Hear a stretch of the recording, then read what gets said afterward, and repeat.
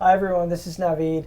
Just wanted to say hi and introduce Dr. Reza from Aliso Viejo Animal Hospital.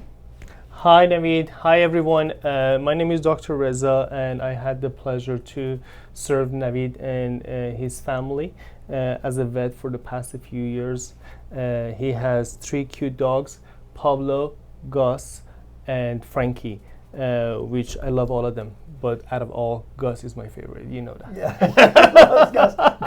Gus is clueless that he's a dog. He's such a cute pug. You'll see some videos in this video. And the reason I wanted to do this is because as I've been bringing all 3 dogs in, Gus, because he's a purebred and he's a pug, he tends to have more issues like with his eyes, ears, and unfortunately, for a younger dog that's 4 years old, one of the things I love about Dr. Reza's animal hospital and the staff here, they're really proactive about finding out when there's something unexpected with the pets here.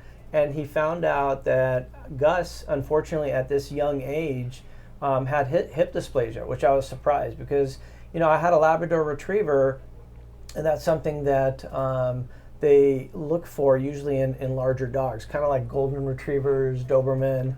So when he told me that Gus has hip dysplasia and he showed me the x-rays, obviously I was very concerned because that's going to require surgery. It's going to require putting hardware, and for a dog that young, and pugs, I think they live maybe to see 12 or 13. It was heartbreaking, especially because he was a rescue. So what it turned out to be as a potential solution was what's called a femoral head ostectomy, or FHO. So I did some research. I looked on YouTube. I didn't see too many videos. Dr. Reza did a pretty thorough explanation of what is required. So I was relieved to see that Gus didn't have to go through the rigorous and painful surgery of having to have hardware inserted. And what he explained in layman terms was that they take the ball of the hip, they cut it in half, and basically because there's enough muscle, that essentially will play the part of the rehabilitation to remedy the hip dysplasia. So I had no idea that this was an option, and I was happy to hear that. So I wanted Dr. Reza to kind of explain what this surgery is, so that people who have dogs like Doberman or Golden Retrievers who typically do have this problem can see this as an option, especially if their pets are going to be younger in age. So I thought it would be important to do a video like this, show the videos, because we did this surgery in I think 6 or 8 week increments. But 8 weeks.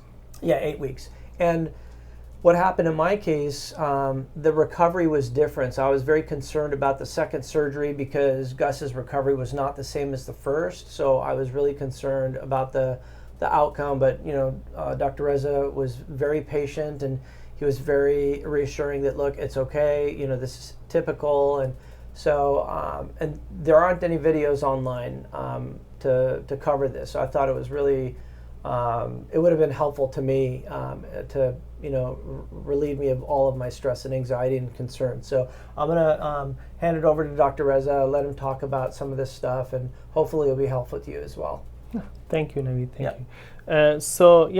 Hip dysplasia is more common in large breed dogs like German Shepherds or Golden Retrievers.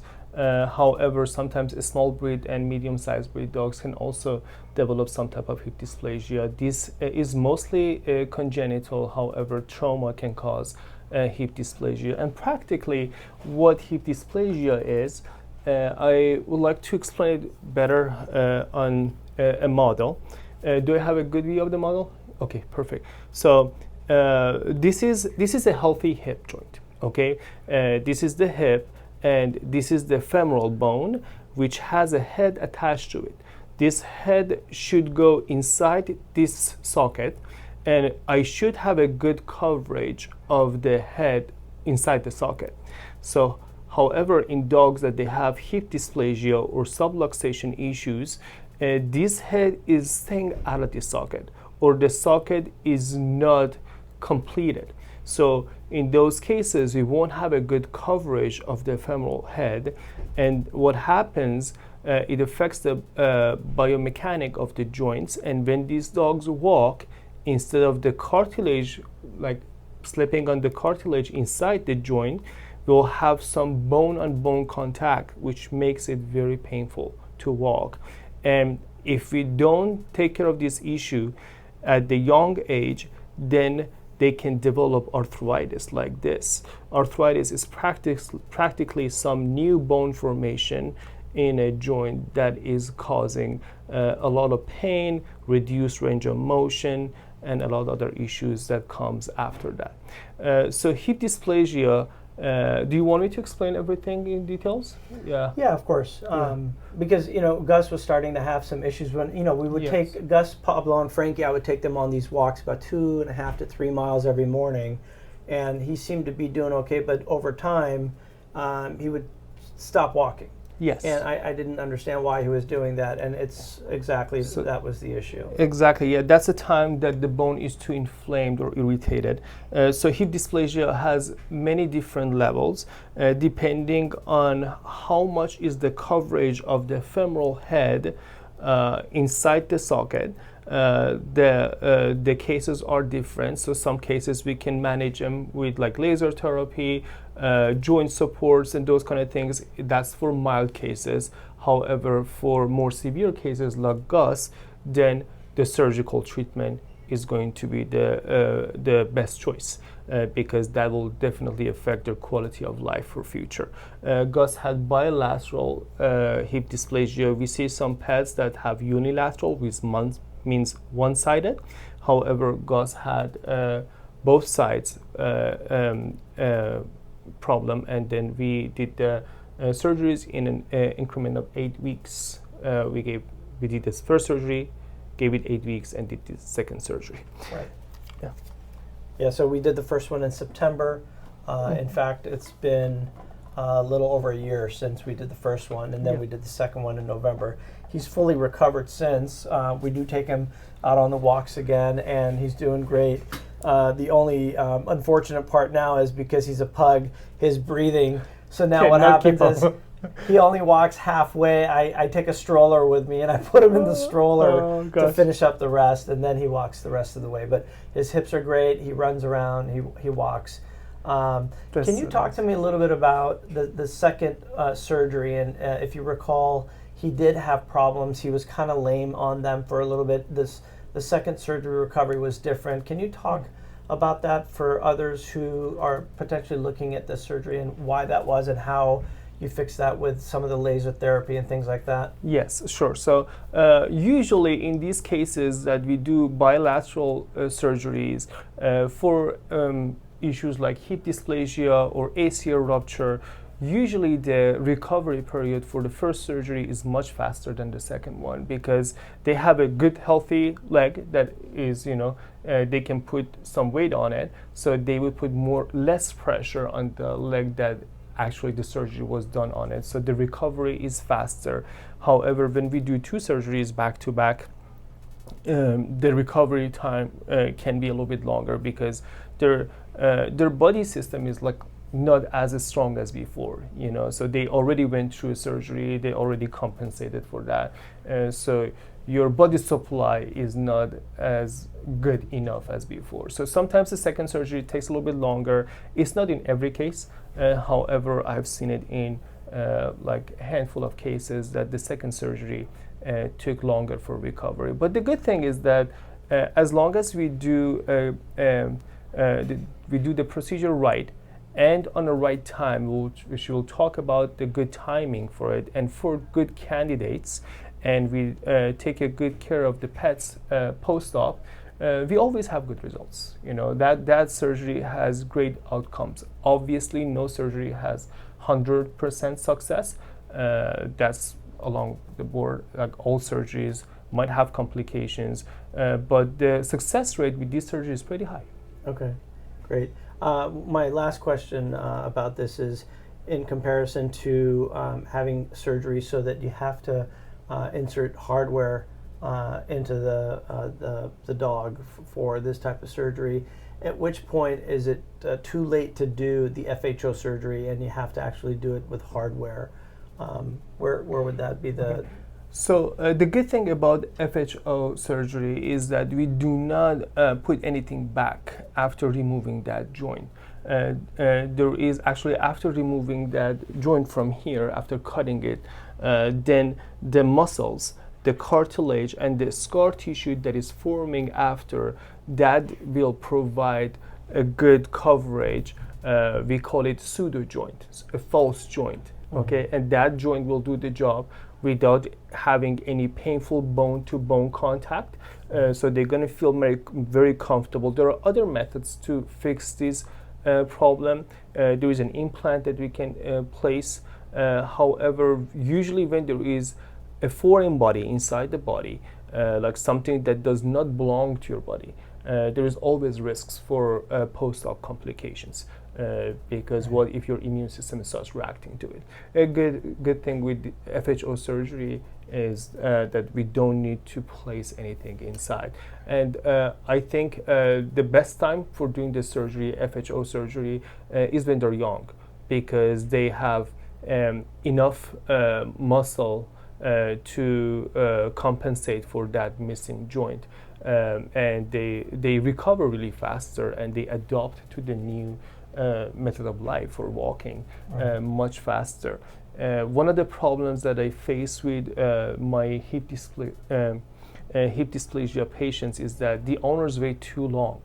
But what happens if you wait too long, because the hips are painful, your pet is not using the muscles to the full capacity. So like they don't run, they don't use those muscles, and when you don't use a muscle, then you lose that muscle. That's what our body does. You know, Sure. just like you go to gym, you work out, your muscle starts getting bigger, and as soon as you quit workout, your muscles go smaller. We call that muscle atrophy. So if your pet is having hip issue, the best time to do the surgery is when they're young, because we do have a lot of good muscular support. Otherwise, if you lose a lot of your muscle mass, then you'll have issues with the recovery. So so what's the cost difference between? Well, the cost difference for FHO versus the other surgery that we use, implants, is very much. So sometimes it costs 2-3 times more than the FHO surgery, because you need to pay for the implant, and that surgery is usually done by a board-certified surgeon, which obviously their surgical fees are higher. Right. So and it's very complicated, high risk. It's not a complicated high risk, especially if it's done by the right person, and if it's done good. Actually, the success rate for that surgery is also high, but it's not necessarily needed for all patients. When they can have a normal life with doing an FHO, they don't necessarily need an implant inside the body. Right. But for me personally, if I had to do that with Gus at that young age, that's like, when I look at that, it's like, you know, hip surgery, or like my wife had knee surgery. To put hardware in, it's just that scary, you know. Then something like this, and to see a recovery so quickly. I mean, I was shocked that, you know, Gus, I'll include the videos, that, you know, he had his first surgery, I think it was September 12th or 14th or something like that, and within a few days he was walking. I remember I sent you videos. And I was shocked that, you know, how does this even happen? So it was remarkable to see him be up and about and then do the second surgery. So. Yeah, the good thing about FHO surgery is that they start feeling better within 2 weeks. So like my clients notice it, and they appreciated that, hey, like my dog is like going back to normal, but 100% going back to their selves, their playful selves, it takes around 6 months. You know, like you should expect 6 months of recovery. But after 2 weeks, they can go to their normal. And actually, we want them to go back to their normal activity level, because I want them to use that muscle, that pseudo joint, to get a full range of motion. Because if you confine them in a small area after that surgery, the scar tissue will reduce my range of motion. So that's a good thing, that they actually go back to normal themselves, and they walk, they run. So I'll get a full range of motion. Still, in some cases, After 6 weeks, we need to release that scar tissue. So Right. that's something that I think your audience should be aware of it. If you're doing a FHO surgery for your pet, after 6 weeks, because there's a lot of scar tissue forming in that area, your vet should release those scar tissues to get a full range of motion. And that procedure is also done under sedation, under heavy sedation. It's not painful, and your pets won't feel any pain. They're just going to go under anesthesia quickly. Your vet will do a joint manipulation to get a full range of motion, and they break the scar tissue if there is any. In Gus, Yep, I remember we did that. yeah, we did that. One of the joints had a scar tissue that I had to break it. The other one was good. Yeah, So yeah, and that was the second surgery where, you know, I thought, oh no, something went bad with the surgery, but it wasn't. It was part of the course of recovery for him on that hip. Exactly. So Yes. yeah. So the last thing before we wrap up, for those of you who are watching, obviously this could be super expensive. It's worth its weight in gold because your pet is going to recover. Everything's going to be great. In my case, fortunately, I did have insurance, but you know, again, insurance companies are going to be very picky, and for me, I kind of lucked out because this was not something that had been diagnosed in Gus once I got insurance. So there's, I think, a 12-month period if your pet has had it's called nose to tail evaluation before they get the insurance. If your vet saw that your pet has hip dysplasia, then it's obviously not going to be covered. So Gus actually ended up getting this fairly quickly because I think he was right around under 2 years old. I mean, that's very uncommon. And It's usually a congenital issue. It's usually a congenital issue, but not necessarily they show symptoms right after, because it takes time for the bone to become inflamed and they develop arthritis. That's the time that they become painful. However, for the breeds that are more predisposed to this condition, when we are doing an space surgery or neuter surgery while their pet is under anesthesia, I always do a hip study at around 10 months to catch the problems early. So if you own one of those breeds that are more predisposed to this condition, I highly recommend at young age when you do the castration surgery, spay or neuter, just have your vet do a hip study on your pet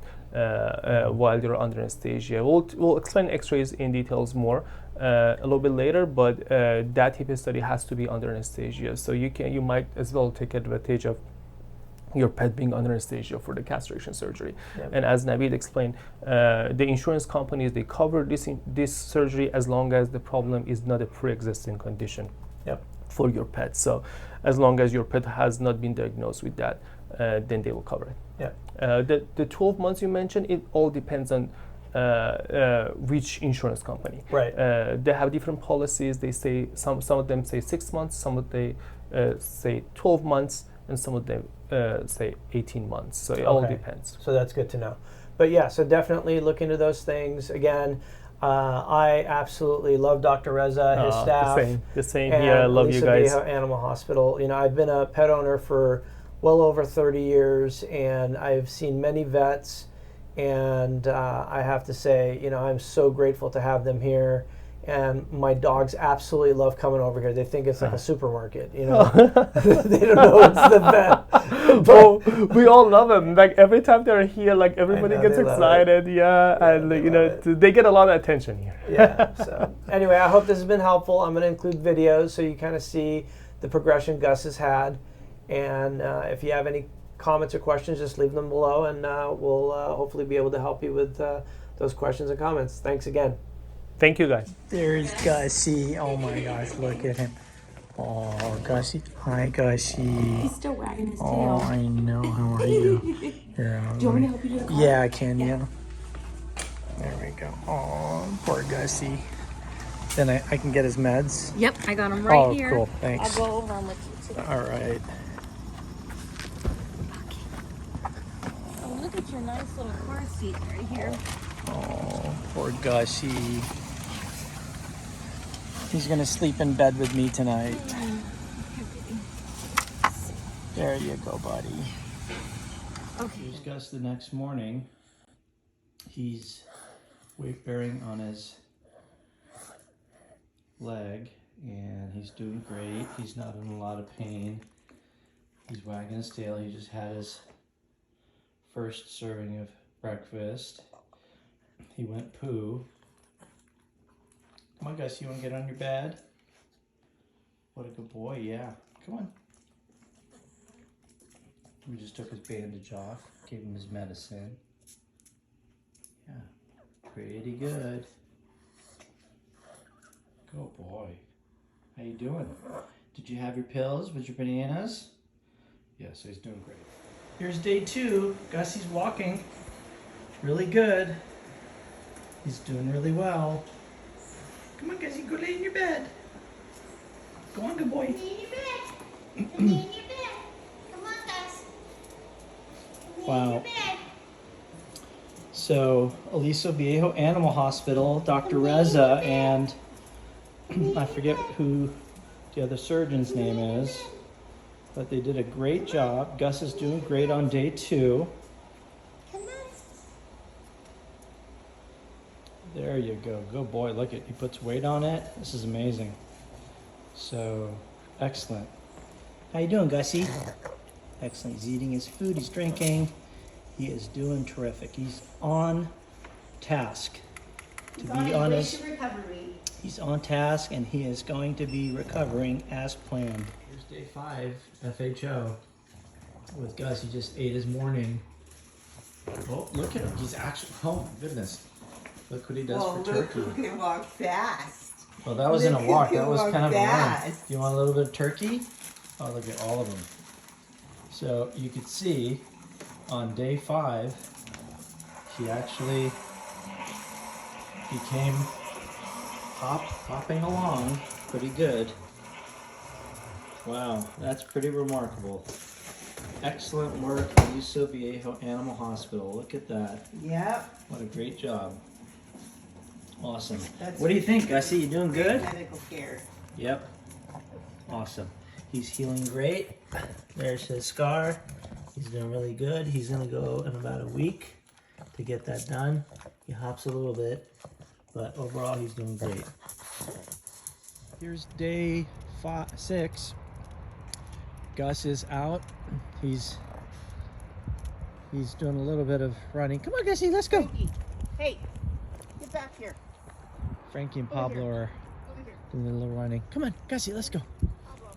So that's what you got. He's walking pretty good. He was just running just a minute ago. There he goes. Absolutely doing terrific. Look at that. So in 8 weeks, we're going to go and do the other hip, and he's going to be in great shape. So this FHO surgery is actually a great alternative to putting hardware in for dogs that need hip dysplasia surgery. So Dr. Reza and his staff have done a terrific job, and we look forward to his continued recovery. So Gus is limping a little bit. Not sure if this is normal, but wanted to record and show you. Come on, Gussie, let's go pee-pee.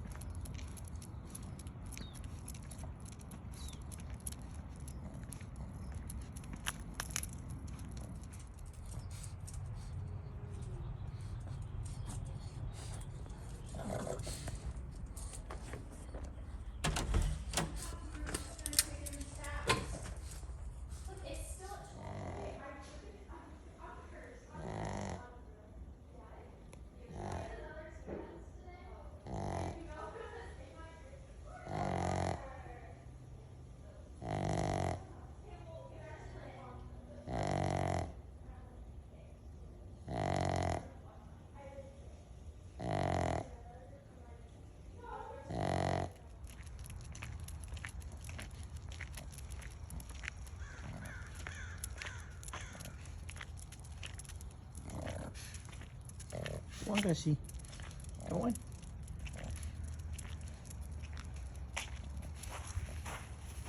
Come on, let's go inside. Go on.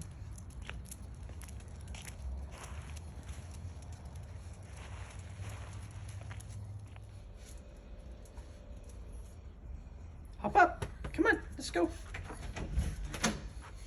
Come on up. Come on.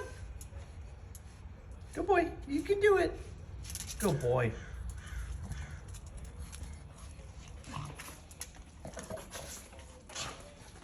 Good boy. How you doing, Gussie? You want to get up? Take a quick walk? Show Dr. Reza? Come on, let's go. Let's go take a little quick walk. Good boy. Gussie, go on. Go on, this way. This way. Oh boy, look at you. You're walking a little bit off, but go on, go on. Go boy. Go boy. Today is December 28th, and Gus, come on, Gussie. Gus is going for his first walk since both his surgeries with Pablo and Frankie. Come on, Gussie, you can do it. He just went for his first walk, and seems like he's doing good. We're gonna go up to the street. Come on, Gussie, you can do it. You're doing good. He started running with the guys. Come on, Gussie, come on. Come on, let's go. Good boy. You can do it. Come on. Good boy, good boy. Excellent. He's doing really well. He's running a little crooked, but overall he's doing well.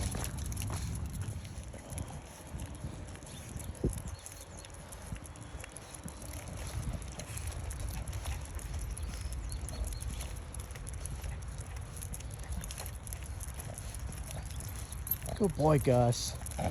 What a good boy. Just did his first walk. Went from up the street. And we're going to be going home. That's a great walk. He just did a really good walk. As you can see, he's kind of walking a little sideways. He's... Come on, let's go. His back left foot is kicking out a little bit, but other than that, he's improved much more.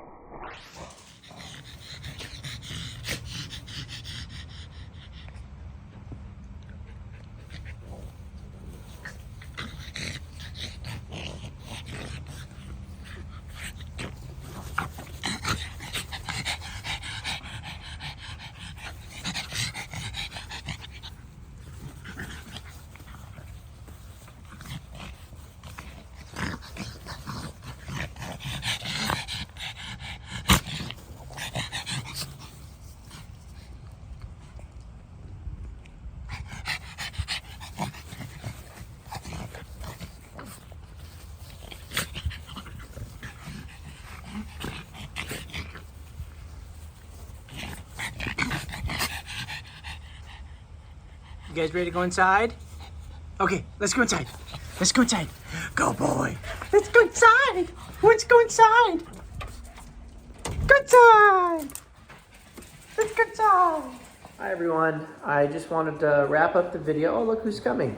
I wanted to wrap up the video and come here, Gussie, and let you know that I appreciate, Gus appreciates the journey that he's had since his FHO surgery. Huh, Gussie? Yeah, he's doing great. Oh, Frankie came too. Hi, Frank. Say hi. Come here, Frank. And we're grateful for Dr. Reza. And there you go. So yeah, so Gus had FHO surgery. There he is, and he actually is doing very well. You saw in the video he can go up and down the stairs now, and he's very happy. He goes on his walks. He is doing terrific compared to how he was with his hip dysplasia. Aliso Viejo Animal Hospital did a phenomenal job. I'm glad I got that surgery done. He's very happy. He's very active. You saw in the last video, he was wrestling around with Frankie. You saw also in one of the other videos that he's able to kind of run without pain.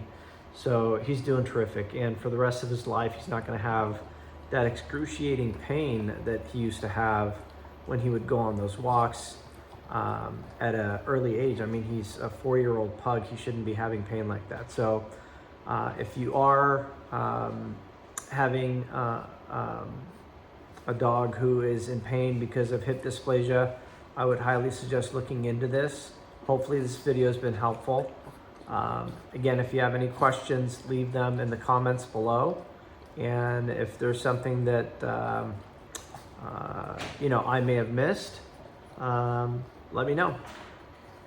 Thanks for letting me share. There he is. And there goes Frankie. Hey guys, good job, Gussie. Way to go. You want to come down? Come on down. Good boy.